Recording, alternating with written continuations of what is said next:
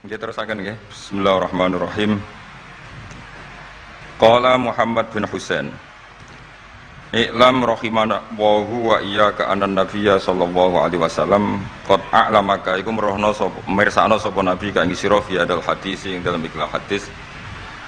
Anna Jibril saat temene malaikat Jibril alaihi salam inna ma sa'alan nabiyya sallallahu alaihi wasallam bi hadrati ashabi ana ing ngarepe sahabate para nabi. Inna ma arada mesti ngersakno sapa Jibril ayu alimahum ing yen to ngeruhna sapa Jibril ing para ashab amrodinihim ing urusan agamane para sahabat.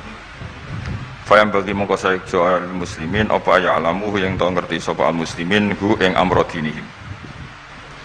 Terus pikirannya saya al-Ajuri bahwa Jibril menanyakan Islam dengan niat mengertikan Islam kepada para sahabatnya Rasulullah SAW. Artinya Jibril itu buatan takok carane sugih. Saiki wong takok kiai itu salah alamat. Wong alim takok carane sugih, carane dadi bupati, terus carane duwe akeh. Wong alime dhewe ra titik dhuwit ditakoki. Kadang kula iki suwani tiyang, Gus kula bojo kula kathah carane rukun piye. Wong kiyaine ora wani wae kok takoki carane rukun. Jadi intinya niku pertanyaan itu juga kita pelajari. Jibril niku tangklet urusan agama. Artinya yang perlu dimengerti ini itu urusan apa? Agama. Tapi kita punya masyarakat sing kadang tanya ini sesuatu yang sifatnya khadun nafsi. Terus kiai ku rapati seneng jabatan, kadang ditakoki tiyang carane dadi bupati. Nak dadi bupati salami templek 2 juta, nak ora dadi diarani donyane ngobos. Seloro kabeh dadi kiai. Lan kula seneng nak terkenal donga kula ra mandi. Mergo nak mandi ku repot. Dadi dukun. Jadi niki repot. Kula gak ada cerita tentang Mbah Hamid Pasuruan. Diceritani bapak kula. Bapak Nurian Lami ngaji kalian Ki Hamid. Jadi dawuh beliau soleh zaman akhir ku repot, hisabe gede. Udah terkenal wali, dongane mandi terus wong kepen sugih marani kiai, kepen wayoh marani kiai, kepen jabat marani kiai. Terus ngekei dhuwit. Mari hisab tok mergo duwe sudah dikonversi sebagai materi. Makanya beliau pernah menangis, aku soleh-soleh ku ngene golek. Intinya semua yang ditanyakan itu urusan apa? Agama. Maka kata Imam Syekh Al-Ajuri, seharusnya pertanyaan itu ya urusan agama dan yang harus diketahui ya urusan agama. Maka orang Islam yang harus diketahui ya urusan agama. Terus kalau wau istifadah kalian Ghazofur, memang di depan umum itu penting supaya tidak ada al-qila wal qal.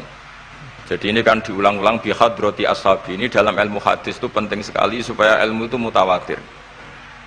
Karena kalau sampai untuk ijazah ke orang tertentu, mau aku tok sih dijazahi, biasanya malah dibodoni. Kayak bakul, sampai tok sing tak kayak diskon. Nah, gerwong ya udah ngomong. Mulane nek dilkon ijazah di depan umum berarti kondang. Ada khusus bahaya. Niku mesti klenik nih. Ngene ku kanca kula sak kelas kalian Gus Munib. Jadi orang itu, makanya saya ngaji itu pede di depan umum. Karena kalau salah ya dibenarkan Gus Zofur, kalau bener juga ganjarannya akeh. Tapi nak ngaji mbek wong loro dhewean iku terus kok cocokan. Nak salah aja kodo-kodo ya kan. Jadi memang ilmu itu suka yang mutawatir saya, karena validitasnya jelas. Makanya dulu itu dikaji hadis kok nggak mutawatir itu nggak mutu. Paling firrut batil ulya tentu yang apa? Mutawatir. Dikatakan bi hadrati ashabi atau ketika Nabi khutbah. Apalagi pidato Nabi di hajatil apa? Wada. Sehingga hadis ahadi itu banyak yang masalah. Karena satu ada subjektivitas rawi. Kalaupun sahih itu ada subjektivitas rawi.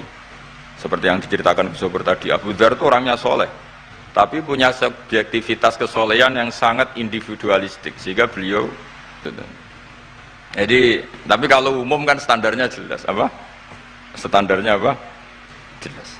Ya saya teruskan. Jadi bihadrati ashabi itu menurut saya kata kunci karena pentingnya mutawatir. Terus menyangkut pertanyaan tadi yang Gus Zofur hilang, nggak semua pertanyaan harus dijawab. Sebetulnya saya juga ngeritik. Nggak semua yang diunek-unek takokno. Kadang wong takok nasib. Kita misalnya saya itu sering punya utang 1 juta, gak iso nyaur. Kadang wong takok, kalau diutang 1 miliar carane nyaur piye? Wong kene diutang 1 juta ora carane nyaur kok ditakoki sing utang napa? 1 miliar. Kulo ning santri, bojone niku 3 wong sugih.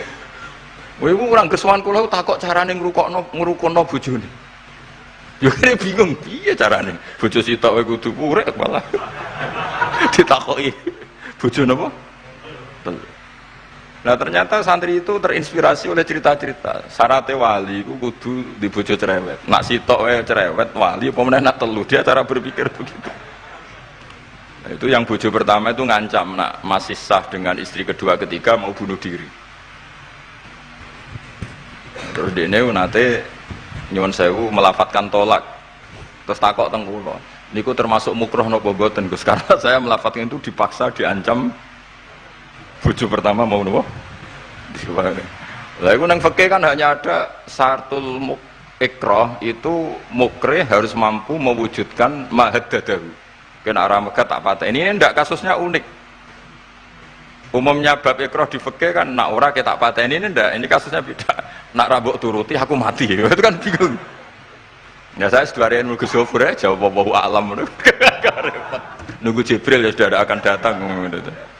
Artinya gini ya, problem kita kekinian itu setiap masyarakat punya iskal atau punya grundel itu ditanyakan kiai. Padahal seharusnya tidak sesuatu yang harus apa ditanyakan. Misalnya gawane di bojo akeh mesti sumpek ngurmat wong wedok sitok sumpek kemene telu. Terus gawane wong duwe utang akeh ya sumpek. Hal-hal seperti itu kan lazim. Sebenarnya nggak perlu ditanyakan, biasa wae standar. Tapi kita ini sering menuntut orang lain menjadi solusi ya bagi orang itu. Makanya saya kalau ngajar di Jogja itu sering cerita begitu. Problem orang kota itu adalah kalau punya beban itu dibebankan ke negara atau ke kiai atau ke ustadz. Padahal beban ini sebagai hukuman karena kesalahannya apa? Sendiri. Saya masih ingat betul ketika kasus Aid. Mbah Mun itu orang yang sangat syafiq li ummati, sangat syafiq lah, sangat syafaqah pada umatnya. Ketika ada seorang dokter peneliti obat Aid, itu sangat tertantang, dia sangat obsesi bisa menyembuhkan Aid. Aid yang karena free sex ya, bukan karena ketularan. Saya ulang lagi, yang karena seks bebas, bukan karena ketularan. Itu tidak biasanya yai duko, baru pertama itu saya melihat yai itu agak duko. Terus beliau tidak jawab, tapi setelah dokter itu pulang ngendikan begini, pangeran itu kadang ngersano kabeh itu ono sanksine, cara bahasa modern ono sanksine. Ya tujuannya pangeran itu wong ben tobat ben balik nang Allah. Jadi ono wong uripe ngawur diutang, ya sanksine wong urip ngawur diutang ben uripe apik. Intinya Mbah Mun mau ngendikan kesalahan itu pantese ya ana sanksine ben wong tobat. Lah saiki kiai iku nek ditakoki ngono berusaha cari solusi sanksi iku, padahal Allah kepengen memberi sanksi. Enggak sampean misalnya zaman mondok ora sregep terus bareng saiki dadi kiai bingung terus kula kan dadi solusi Gus kayak donga laduni. Wong pangeran ngekeki sanksi kuwe zaman mondok ora sregep. Ben ora rasane isin maca keliru di depan umum. Malah yo ijazah napa? Laduni. Jadi itu pelajaran bagi saya menurut saya. Jadi kata Mbah Mun la'allahum yarji'un itu la'allahum yantahun yang di Quran itu satu kesalahan itu pasti Allah itu menghendaki ada apa? Sanksi. Tentu maksudnya Allah baik supaya tobat. Tapi sekarang sanksi itu mau dihilangkan. Kadang konsultannya itu kayak bojo kepengen minggat. Sing lanang tak takoki kena apa? Mun lami Gus boten kula nafakoi. Ya aku yang mending normalnya aku minggat, aku terlambat bojomu kepengen minggat saiki aku terlambat. Kudune wis wingi-wingi. Normalnya wong lanang ra tanggung jawab, mencen sanksine bojone minggat. Itu kalau kiai ini memberi apa? Solusi. Tak tak bila minggate teng diteng tiang tuane. Berarti bojomu pinter. Wis ngerti sing lanang ra kena deloki melok wong tuane ya niku. Dadi nah seperti itu menurut saya semua kiai itu harus kayak saya dalam bab itu. Tapi mereka cari donga, piye bojo iki ra dicukupilah seneng. Terus golek akeh pengasih, golek jimat. Akhirnya bangun nanti cerita, sing kula malih tak kenang sih. Akhirnya kiai ini nganti lali ya.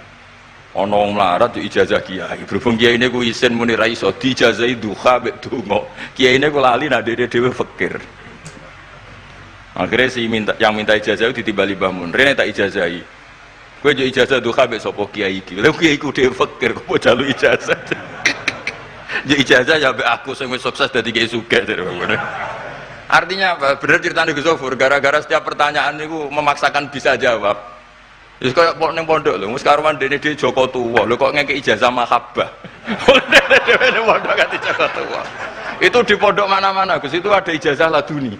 Padahal sing ijazah iku ya tau ra munggah. Sekolah iku ora tau munggah. Ngono dicalon ijazah laduni yo. Coba di pondok-pondok beredar gak ijazah ketemu Nabi Khidir? Beredar. Padahal yang ijazah juga gak pernah. Nah itu karena yang diceritakan seperti tadi, memaksakan bisa. Jadi karuan dekne dhewe ra iso ya santai wae. Nah, aku pengen ngipi ketemu Rasulullah itu beredar gak ijazah itu? Mungkin Pak Del kan yang pernah mengijazahkan itu. Tapi ora tahu. Sampe tahu ijazahnya gue Pak Zakaria.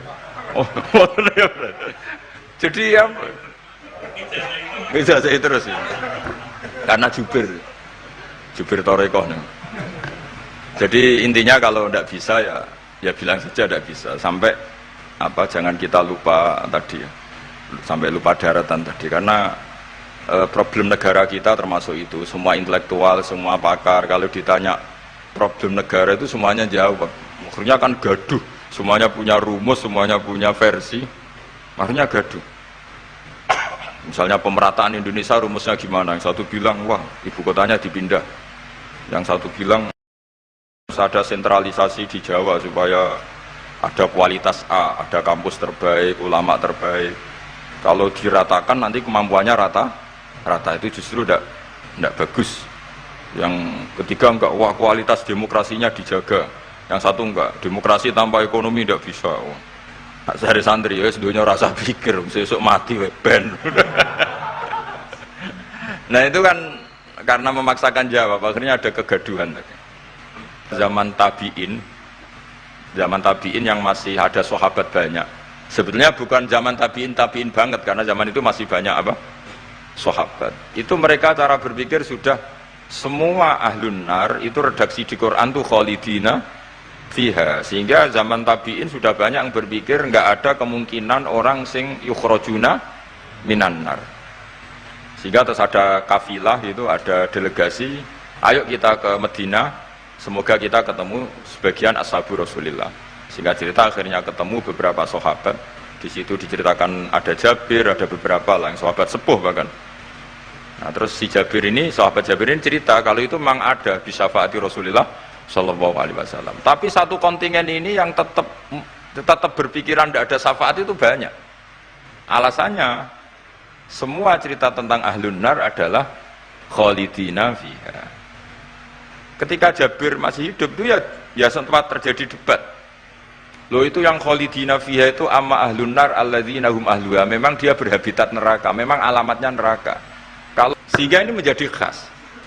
Meskipun khas ini iskal, kita akan iskal karena itu di Quran tidak ada. Tidak ada maksudnya nggak ada secara sorry yang menerangkan ada kaumin sing yukhrajuna minan nar. Makanya Syekh Al-Ajuri ngendikan ciri khas ahli sunnah adalah mengimani adanya kaum sing yukhrajuna minan nar. Karena itu zaman tabiin sudah ada polemik. Tapi tentu kita yang mengimani itu. Tapi kalau ada yang tanya di semua Quran kalau masuk neraka itu khalidina fiha itu dijawab apa? Amma ahlun nar alladzina hum ahluha. Memang dia spesifik ahli neraka, memang dia berpenduduk neraka. Alamatnya neraka, KTP-nya neraka, kakaknya neraka. Kalau kita ini ndak, KTP kita surga, mbah-mbah kita ahli surga. Karena alamat kita sebenarnya kan surga. Nabi Adam itu kan surga alamat. Makanya saya ngaji di mana-mana itu betapa baiknya agama ini. Karena kunci surga kita sudah dikasih tahu miftahul jannah. Nah, sementara kita tidak tahu kuncinya neraka. Jadi kena mlebu neraka kebangetan. Wong ora roh kuncine kok mlebu. Tapi jare kancaku, wah gak ono pintune Gus, langsung blusek. Ini problemnya itu. Tapi nek sampean mlebu neraka kebangetan. Karena yang kita punya kuncinya itu surga, kita tidak punya kunci neraka. Ono sing dikunci neraka, mboten to? Nah, harusnya kita nggak bisa masuk neraka karena nggak punya kuncinya. Jadi kalau nak maca hadis miftahul jannah la ilaha illallah itu syukur kalau cek apike Kanjeng Nabi, wong kunci kok didudono. Itu kan luar biasa. Jadi orang memahami hadis itu. Saya ini tahadus bi nikmah, ini mumpung ada Gus Zofur, ini saya tasihkan. Wal asri demi masa, demi waktu. Saya ketika baca ayat yuridu wa bikumul yusra wala yuridu bikumul usra. Dengan ayat wal asri demi waktu. Itu memang luar biasa Islam itu. Coba ya. Kita baca kalimat tauhid itu kan hanya butuh waktu setengah menit, mungkin tidak ada la ilaha illallah Muhammadur Rasulullah. Waktu yang sesingkat itu bisa menghapus kekafiran di masa lalu. Jadi misalnya orang kafir 70 tahun, itu terhapus kekafirannya hanya dengan singkat melafadzkan la ilaha illallah Muhammadur Rasulullah. Dan waktu pas dia melafadzkan syahadat ini momen paling dikenang ketika nanti di akhirat. Wal asr, demi waktu. Jadi artinya apa? Momen terbaik kita adalah ketika melafadzkan itu. Dan kalimat itu mudah. Dan sah, asal belum yughorghir, belum keler-keler, sah. Dan tanpa syarat. Misalnya sholat tidak butuh suci, butuh nutupi aurat, butuh melakukan rukun dan syarat. Syahadat enggak. Lau talaffadhu kafirun bihadi syahadah, mesti apa? Sohat hadi syahadah. Padahal kafir, urung adus, ijek cerita ya, betapa agama ini mudah. Ya kan, kalimat yang bisa menghilangkan kekafiran, kemudian tidak banyak syarat. Coba kalau kamu mau sholat, syaratnya kan macam-macam. Mau zakat, ulama Islam. Ya, terus kita harus menghindari perilaku tertentu. Yang perilaku itu zaman Nabi sudah sangat diperingatkan. Misalnya yang masyhur itu Khawarij. Khawarij itu kelompok yang sangat soleh secara zahir. Yes, ibadahnya kata Rasulullah laisa siyamukum kasiyamihim wa qiyamukum kami qiyamihim. Jadi puasa kamu sahabat enggak sehebat puasanya orang apa? Khawarij. Ibadah kamu tidak sebanding ibadahnya Khawarij, tapi mereka sangat biadab. Ya murukuna minaddin murukosahmi minar ramiyah yaqra'unal Qur'an la yujawizu hana siro. Dan di antara kesolehan yang berlebihan ini kata Nabi apa? Yuqatiluna ahlal Islam wala yuqatiluna ahlal ausan. Kalau dijak musuhi sesama Islam semangat, tapi dijak musuhi yang jelas salah tidak semangat. Ini kelompok sing hadarona humun nabiyu, kelompok yang kita diperingatkan Nabi untuk sangat apa menghindari. Karena logikanya jelas ya. Orang yang kafir saja inginnya Nabi menjadi muslim dengan diajarkan syahadat. Tapi ini orang yang sudah muslim, seleranya Khawarij, dikeluarkan dari Islam. Tahlilan kafir, kuburan kafir, nyekelake kafir. Apa saja menjadi kafir. Ini pertanyaannya kan, inginnya seorang Nabi itu kan tentu dari kafir menjadi muslim. Ini yang sudah Islam menjadi kafir. Maka cerita-cerita di beberapa ulama, ini kenangan saya ngaji di sini. Ini sekaligus cerita penutup. Ada orang ekstremis ketemu Islam alim. Terus ketika melihat ahlul ma'asi itu maksiat, ahlul ma'asi ketika maksiat, sedang maksiat, sebaiknya orang-orang Islam seperti itu mau saya bunuh, mau saya bom. Ini yang cerita orang-orang alim ke saya. Terus kata si orang alim tadi, lau annahum matu, kalau mereka benar-benar mati khinal maksiyah, itu aina masiruhum, lalu mereka kemana? Si yang keras tadi bilang ilanar, karena mereka mati khinal maksiyah. Terus jawabnya yang alim tadi, dzalika muradan nabi, apa umat Islam mati kemudian min ahlin nar itu yang dikehendaki Nabi? Untungnya yang si ekstremis tadi agak alim. Ya enggak, Nabi inginnya umatnya itu ya mati tidak masuk neraka. Ya sudah, jangan bunuh sekarang, kasih kesempatan tobat. Untungnya si yang ekstrim ini termasuk min ahli ilm, dia nerima konsep itu, nerima. Itu jadi pelajaran dialog kealiman. Dan kita menjadi moderat bukan karena liberal atau sekuler. Memang kita baca hadis-hadis misalnya inna wuha yabsutu yadahu billail yatuba musiun nahar wa yabsutu yadahu bin nahar yatuba musiul lail. Allah yang Tuhan saja inginnya itu menunggu tobatnya mereka, bukan mengakhiri mereka dalam keadaan tidak tobat. Jadi ini supaya jadi paham, menjadi khas kita. Ya Allah yang Tuhan saja inginnya kan menunggu tobatnya mereka, bukan malah tobat itu kita hentikan ya dengan dibunuh ketika maksiat. Itu artinya kan kita tidak memberi kesempatan tobat. Saya masih ingat Mbah Mun sering cerita ke saya, aku corokon mileh, kata beliau, aku corokon mileh iku yo ora pati seneng ono terlalu tegas, terlalu apa, mergo Allah wae ngekei kesempatan. Ya tadi, apa logikanya kan Allah saja, misalnya Allah Ta'ala selalu membuka tangannya di malam hari supaya yang tadi siang maksiat tobat di malam hari. Terus Allah membuka tangannya di siang hari supaya yang tadi malam maksiat tobat. Intinya Allah Ta'ala itu menunggu tobat, bukan menghentikan asbabit taubat. Sehingga tradisi guru-guru kita, ya utamanya Mbah Mun, itu sama-sama saja baik. Bukan karena baik sama orang fasik, bukan. Tapi implementasi dari menunggu tobatnya orang fasik, dan tentu itu butuh tarbiyah, butuh syafaqah, butuh kasih sayang, butuh. Saya masih ingat ketika beliau baca kitab karangannya Imam Sa'roni itu, Tambihul Mukhtarin, itu diantara madzhab Imam Sa'roni itu Al-Hikmah Dolatul Mu'min, itu beliau juga menambahkan wal fasik Dolatul Mu'min. Bukan sekedar Al-Hikmah Dolatul Mu'min, tapi Al-Fasik juga Dolatul Mu'min. Karena ketika seorang mukmin fasik ini seperti barang yang hilang, dia tercerabut dari akarnya, yaitu akar keimanan dan keislaman. Maka kita-kita, kata Imam Sa'roni, kita-kita sebagai orang soleh harus menemukan mereka atau mengambil mereka untuk dikembalikan. Jadi ini komitmen kita sebagai murid Mbah Mun, sebagai murid Syekhina Al-Abenya sudah ada amal, itu saja inginnya Allah sama orang Islam, kaumun yukhrajuna minan nar, bukan malah diblesno gitu. Lah ya akhirat yang notabene sudah nggak ada amal, itu saja kaumin yang mukmin, apalagi tau mondok, apalagi grup hima, itu tapi ra usah moron rokok, kula pesene ra usah moron rokok.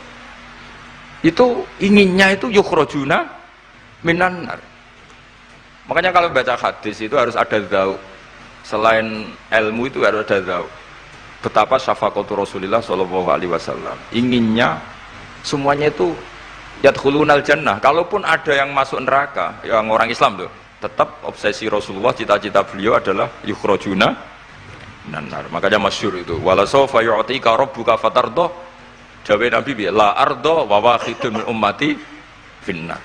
Saya tidak akan ridho ya Allah, tidak akan puas wa wahidun min ummati finnar. Satu dari umatku min ummatil ijabah minan nar. Makanya saya setuju dengan Syekh Al-Ajuri, kita sebagai ahli sunnah diantara khasnya apa? Iman adanya kaum sing yukhrajuna minan nar. Pun ya ngoten. Sampai waduh kok dibaca Arabnya saja ya. Nah, ini nurut Bapak Gus. Mimman khadzarona tadi siapa? An-Nabi. Anaman saat temene wong abadah kang nyembah sapa man Allah azza wa jalla fa ya'lamu mongko ngerti sapa man anna wa azza wa jalla mutaliun kundat sing ningali ala amalihi ing atase ngamale wong ya'lamu pirsa sapa taala sirruhu ing rahasiane wong wa alaniyatahu lan alaniya wong sing ngamal sing jelas wa ya'lamu lan pirsa sapa taala ing perkara tufi kang nyamarno sira min amalika saking amal sira wa malan perkara tubihi kang etokno sira ing amal wa malan perkara turidu kang ngarepno sira bi ilmika kan sira. Kowe ngarepno bi ilmika misale Allahu turidu am ghaira. Dadi maksudnya Allah ana ta kowe ngamal iku ngersakno Allah turidu am ghairahu. Dadi maksudnya Allah tahu amal kamu atau ilmu kamu. Apakah amal kamu ilmu kamu untuk Allah? Allah turidu am ghairahu. Apakah kowe melakukan amal itu karena Allah apa enggak? Ya'lamu pirsa sapa ta'ala asirra wa akhfa. Ya'lamu pirsa sapa ta'ala khainatal ayuni ing mripat sing khianat. Wa malan perkara tufi kang nyimpen apa suduru apa dodo. Ya'lamu pirsa sapa ta'ala ing perkara antum kang sira kabeh ku alihi ngatasé ma. Fahdaru mongko wedya sira kabeh ing Allah. Mesti wedi Allah dengan makna mendekat ke Allah. Faman mongko te sapane wong roa iku jaga sapa man hadhihi ing ikilah halah. Nah, bojo pertama itu ngancam ora dipegat bunuh diri. Akhirnya dia nang ngarepe talak untuk di belakang ada mic di belakang. Itu kepegat tau. Neng aku yang mending ngene. Aku yang mending ngene. Namun ya seminggu. Untungnya takoki kula lebih seminggu tak akali. Ya sing mending lucu misalnya itu kepegat di jadi indah. Sakale aku nak misalnya tanggal entek aku kan lucu. Untungnya tanggalnya baik. Ya, tapi kan jawaban ngono kan koyo gak abadi. Ono pertanyaan sebenarnya.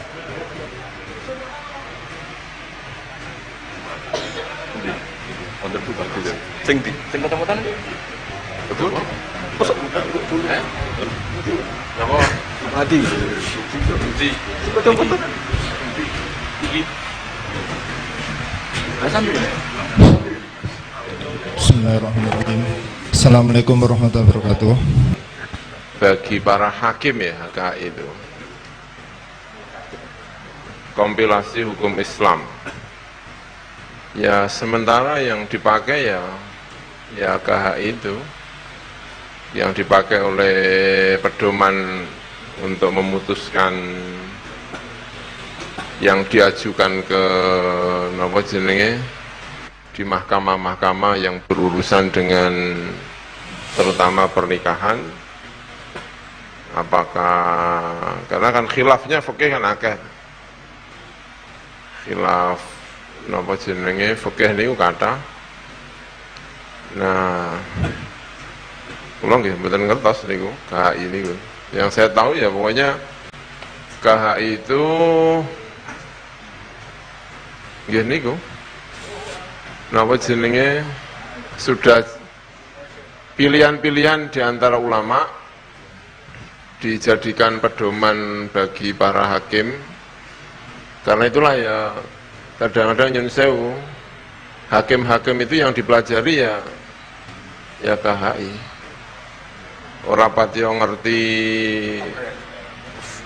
fikih yang bulat yang banyak asal bisa KHI ya insya Allah bisa jadi hakim, bisa jadi penghulu. Oh ya pedomannya ya KHI. Tapi tentu KHI itu tidak bisa menjawab dengan nopo jeneng KHI. Saya kira ya kalau masalah-masalah itu tadi yang saya pahami karena tadi kurang begitu mendengar pertanyaan-pertanyaan itu.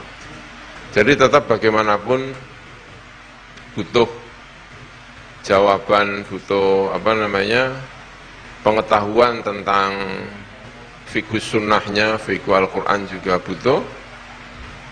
Kemudian aqwalu al-ulama itu juga dibutuhkan.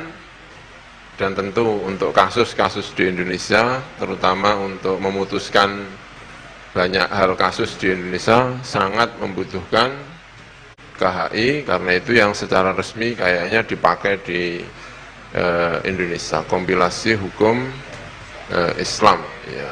Walaupun tentu tidak semua ulama Indonesia menyetujui KHI ya, karena ya KHI itu sudah pilihan-pilihan dari berbagai madhab dan di Indonesia masih butuh madhabnya itu bisa macam-macam ya, kadang-kadang nek ora dikai Syafi'i ora gelem dan lain sebagainya itu ya problem dalam kasus per kasus. Saya kira itu. Oke, terima kasih ya.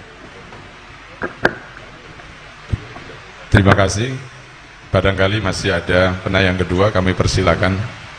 Terakhir. Ya betul bagus. Assalamualaikum warahmatullahi wabarakatuh. Badhe tanglet kalih Gus Baha. Terose kan jenderale ilmu niku tauhid. Pertanyaan kula, hakikate Gusti Allah niku sinten? Hakikate Adam niku sinten? Hakikate Muhammad niku sinten? Terima kasih. Wassalamualaikum warahmatullahi wabarakatuh. Wah, keren. Santri Ndiren, Gus. Iya, bagus lah.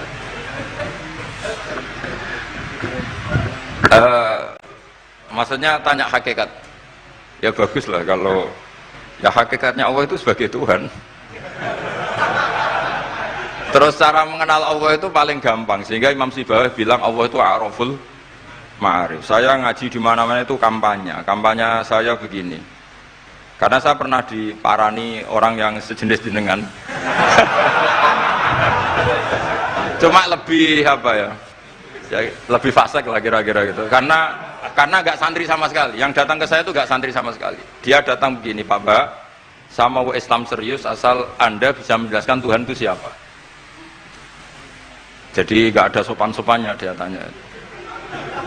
Terus saya jawab gini, ya aku aja kacau. Terus saya bilang, kamu peneliti, ya saya peneliti. Kamu orang pinter, ya saya orang pinter. Dia punya gelar. Ya kira-kira gini, kalau gelas ini saya banting terus pecah, kamu bilang apa? Ya karena sebabnya dibanting. Ya sudah, kira-kira alam raya ini kan kadung berstatus maujudat. Kira-kira logis enggak kalau hadil maujudat khalaqahal adam, ini maujudat diciptakan ketiadaan. Final adam la yu'athiru syai'an, tentu sesuatu yang enggak ada itu la yu'athiru syai'an. Di mana-mana sing yu'athiru yang bisa menciptakan atau membekasi itu adalah al-wujud. Ya berarti Allah itu penyebab dari semuanya, Bapak. Iya. Ya, dari dulu kiai-kiai bilang gitu kan saya enak. Nah, intinya gini, terus dia menjadi sadar setelah Allah tak beri status wajibil wujud. Makanya saya tambah tua, itu tambah kagum sama ulama dulu. Kenapa kita mulai kecil dikenalkan wujud kidam bakok, kira-kira gitu. Hadhil maujudat, alam yang sudah kadung wujud ini kan mau tidak mau harus disebabkan oleh yang wujud. Masa wujud disebabkan nihilisme atau ketiadaan? Ya kira-kira gitu. Kalau sampean tanya hakikat Allah yang mudah dikenali apa? Beri status wajibil wujud. Yang wajibil wujud ini oleh kita adalah disebut Allah. Lah yang menerangkan itu siapa? Ya Nabi Muhammad gitu. Lah Nabi Muhammad turunannya siapa? Ya secara zahir turunnya Nabi Adam. Kan ya sudah gitu kira-kira. Sudah, sampean yang seneng saja hidup, enggak usah mikir itu. Ya sudah kita aja. Kalau nggak diterangkan secara zahir, nanti orang Habib itu Nur Muhammad Qobla. Terima kasih kami sampaikan, meskipun sebenarnya kita masih haus mendengarkan petua-petua beliau, tetapi mengingat waktu yang sudah cukup malam, kami tutupkan sampai di sini. Tetapi sebelum kita tutup dengan bacaan doa, kami mohonkan kepada saudara Ulil Albab untuk memimpin bersama-sama membaca qasidah Sa'duna Fid Dunya. Kepada sahabat rekan Ulil Albab kami persilahkan.